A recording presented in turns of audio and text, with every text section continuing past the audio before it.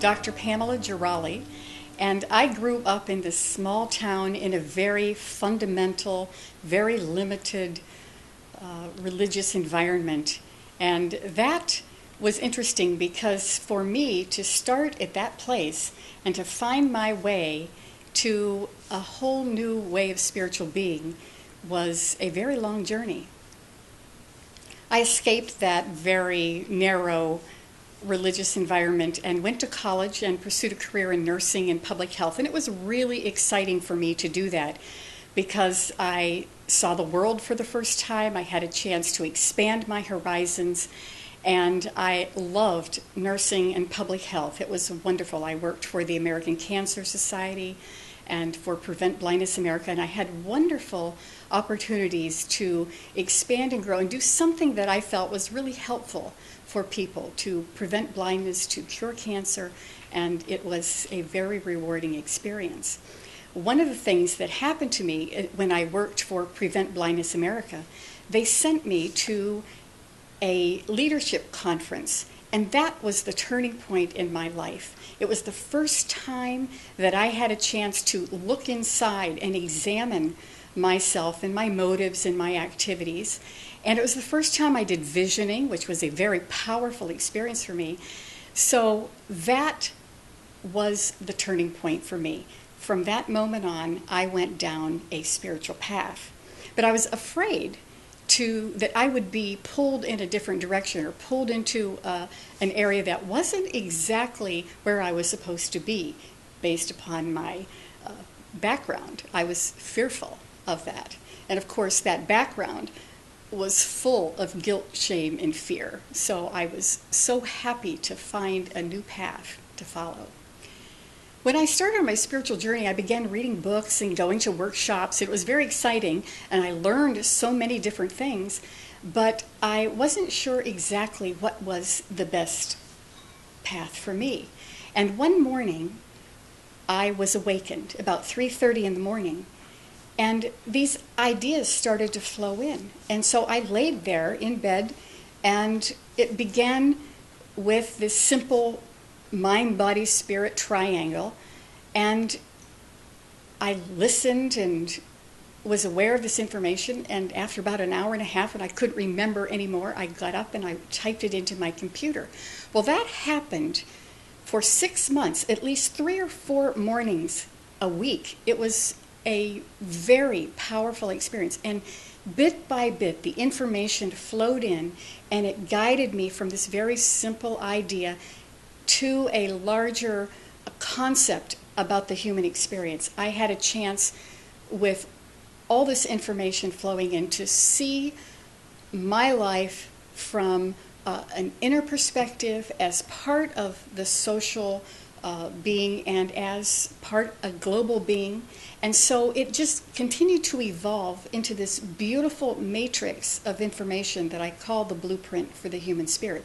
It was my inner teacher.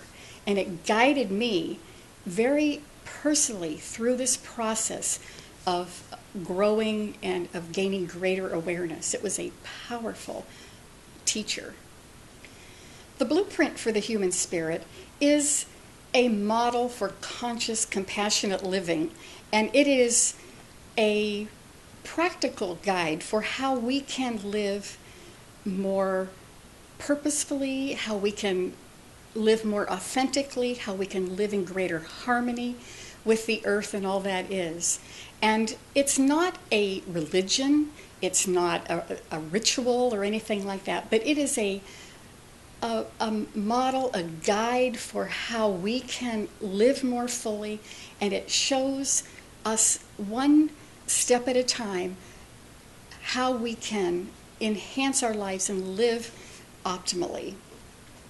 But the blueprint is unique because it integrates ancient wisdom with new science and Eastern philosophy and Western psychology into this one beautiful model. And it also is very practical. So it's more than just words and concepts. It is a practical guide for how we can evolve and how we can be more aware. The blueprint for me was a very exciting, interesting intellectual exercise for many years, for about 5 years. And then one morning, I was sitting in meditation, and within an hour and a half, I experienced 15 different personalities or archetypes. And I actually experienced a dramatic event in each of the lives of these people. And they came from all walks of life, from ancient times to more recent times. And each one of them showed me something very powerful. At that time, there were 15 boxes in the matrix. Now, the blueprint has continued to evolve, but originally there were 15 cells in that matrix. And so there was one person for each of those cells. And it was such a powerful experience that from then on, the blueprint became a part of me. I integrated it, I lived it, I experienced it. It wasn't just something that was very intellectual. An example is of this embittered slave who was forced to do things for the master. And the thing that the slave had to learn was how to stand up for himself so that he was no longer enslaved, but able to live purposefully and live more in tune with his own interest and desires. Another one was a woman who was living in poverty in Appalachia with many, many children. And the winter was coming, her husband had passed, and she knew that she wasn't able to keep her children alive over the winter. And she needed to learn how to live and do her best to nurture her children and provide for them to the best of her ability and trust that the universe would provide.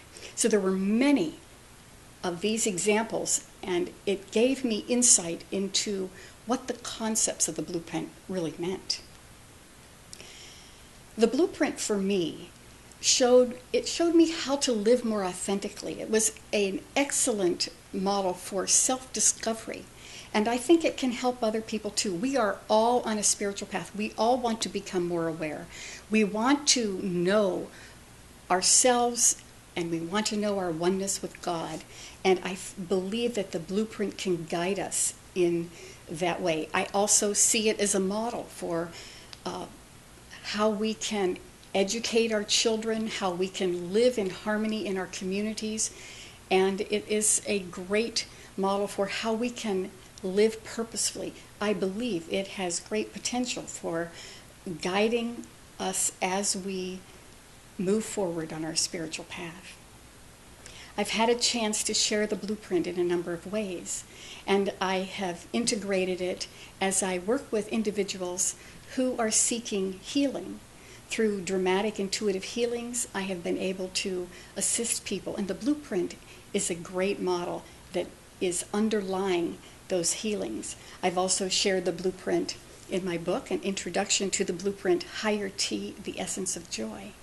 And one of the things about the blueprint, because it's in matrix format, there are all these wonderful relationships, and the formula for finding joy is to add balance to service and oneness to create joy in your life. And that is explained in the blueprint in my book.